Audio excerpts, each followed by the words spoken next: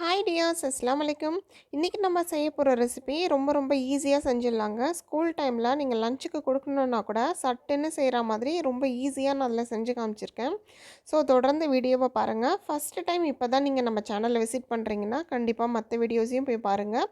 உங்களுக்கு பிடிச்சிருந்தா சப்ஸ்கிரைப் பண்ணிக்கோங்க. இந்த ரெசிபி செய்கிறதுக்கு நான் பாசிப்பருப்பு எடுத்திருக்கேன். இது பீர்க்கங்காய் எடுத்து குட்டி குட்டியாக கட் பண்ணி எடுத்து வச்சுருக்கேன். எப்படி செய்கிறதுன்னு பார்க்கலாம் வாங்க. ஒரு குக்கர் எடுத்துக்கோங்க. குக்கரில் நான் முன்னாடியே காமிச்ச மாதிரி பாசிப்பருப்பு இந்த மாதிரி 2 கையளவு சேர்த்துக்கோங்க. இது ஒரு அரை கிளாஸ் அளவு வரும் சின்ன கிளாஸில். இதை சேர்த்துட்டு இதை வறுக்கலாம் தேவையில்லை, நல்லா வாஷ் பண்ணிவிட்டு எடுத்துக்கோங்க. முன்னாடியே காமிச்ச மாதிரி 2 வெங்காயத்தை குட்டி குட்டியாக கட் பண்ணி வச்சுருக்கேன். அது இது கூட நம்ம சேர்த்துக்கலாம். தக்காளி நல்லா பெருசாக இருந்ததுனால நான் 1 சேர்த்துக்கிட்டேன். ரொம்ப சின்ன தக்காளினா 2 கூட சேர்த்துக்கலாங்க. 2 பல்லு பூண்டு, அந்த 2 பல்லு பூண்டுமே நல்லா பெருசாக இருக்குது. சின்னதாக இருந்தால் ஒரு 4, 5 பல்லு பூண்டு சேர்த்துக்கோங்க. சேர்த்துட்டு இதை அப்படியே குக்கருக்கு விசில் விட்டு ஒரு 5, 6 விசில் வச்சு ஆஃப் பண்ணி எடுத்துருங்க.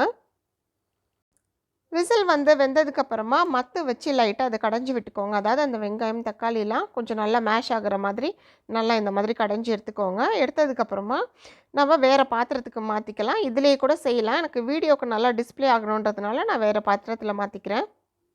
செஞ்சு வச்சுருக்க பருப்பை வேறு பாத்திரத்தில் ட்ரான்ஸ்ஃபர் பண்ணியாச்சு. இந்த குக்கரில் கொஞ்சமாக தண்ணி சேர்த்து அப்படியே கொஞ்சம் அலசி இது கூட சேர்த்துக்கோங்க. இதுக்கு ரொம்ப தண்ணியெல்லாம் சேர்க்க தேவையில்லை. இப்போ நம்ம அடுப்பை ஆன் பண்ணி விட்டுக்கலாம். ஆன் பண்ணிவிட்டு இதில் நம்ம என்னென்ன பொருட்கள்லாம் சேர்க்க போகிறோம் அப்படின்றத பார்க்கலாம். இந்த அளவுக்கு அது தண்ணி பதமாக இருந்தால் போதும். ரொம்ப தண்ணியாக்கி விட்டுற தேவையில்லை. ஏன்னா பீர்க்கங்காய் சேர்க்கும்போது அதுலேயுமே நமக்கு தண்ணி அப்படியே கிடைக்கும். ஸோ அதனால் இந்த அளவு தண்ணி இருந்தால் போதும். இது அப்படியே பாருங்கள், ஆன் பண்ணி விட்டாச்சு. லைட்டாக அப்படியே கொதிக்க வருது. இந்த சமயத்தில் நம்ம இதில் என்ன சேர்க்க போகிறோன்னா மஞ்சத்தூள் சேர்க்க போகிறோம். ஃபஸ்ட்டு ஒரு 1/4 ஸ்பூன் அளவுக்கு மஞ்சத்தூள் நம்ம இது கூட சேர்த்துக்கலாம். மஞ்சத்தூள் சேர்த்ததுக்கப்புறமா மிளகாத்தூள். நம்ம கடைசியாக இதை தாளிக்கவும் போகிறோம். அதனால் பாதி அளவு மிளகாத்தூள் நான் சேர்த்துருக்கேன். இது கூடவே ஒரு 1/4 ஸ்பூன் அளவுக்கு சீரகத்தூள் சேர்த்துக்கோங்க. இது நல்லா பருப்பில் கலந்து போகிற மாதிரி நல்லா கலந்து விட்டுருங்க.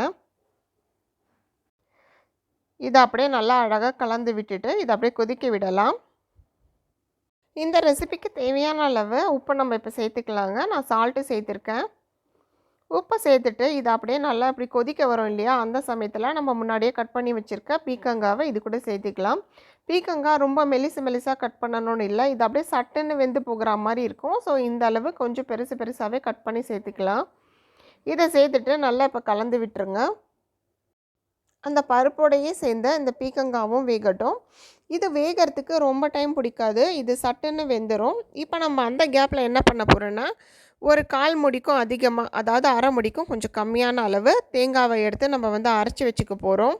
இந்த அளவு தேங்காவை எடுத்து நீங்கள் அரைச்சி ரெடி பண்ணி வச்சுக்கோங்க. தேங்காய் எப்பயுமே நம்ம குழம்பாகட்டும் இல்லை பொரியலாகட்டும் நம்ம தேங்காய் சேர்க்கும்போது நல்லா ஃப்ரெஷ்ஷான தேங்காய் சேர்த்துக்கோங்க. அப்போ தான் அதனுடைய கரெக்டான டேஸ்ட்டு நமக்கு கிடைக்கும். இப்போ பாருங்கள், இது நல்லா அப்படியே கொதிச்சிட்ருக்கு. கொதித்து பீர்க்கங்காவெல்லாம் சைஸில் கொஞ்சம் கம்மியாக இருக்குது.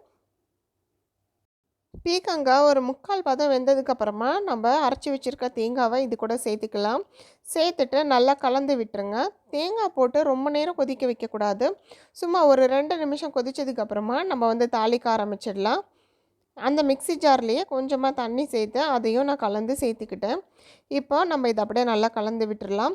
நம்ம பொரியலுக்காகட்டும் குழம்புக்கு ஆகட்டும் தேங்காய் சேர்க்கும்போது நல்லா ஃப்ரெஷ்ஷாக அப்போ நம்ம உடைச்ச தேங்காவாக சேர்த்துக்கோங்க. அப்போ தான் அந்த குழம்போட சூப்பரான டேஸ்ட்டு நம்மளால் ஃபீல் பண்ண முடியும். இப்போ இது அப்படியே நல்லா கொதிச்சிட்ருக்கு. இப்போ நம்ம இதை அப்படியே வேறு அடுப்புக்கு மாற்றி வச்சுட்டு நம்ம இப்போ தாளிக்க ஆரம்பிச்சிடலாம். நான் காமிக்கிற மாதிரி தாளிச்சிங்கன்னா உங்களுக்கு நல்ல டேஸ்ட்டாகவும் இருக்கும், அதே சமயம் டைமும் சேவ் ஆகும்.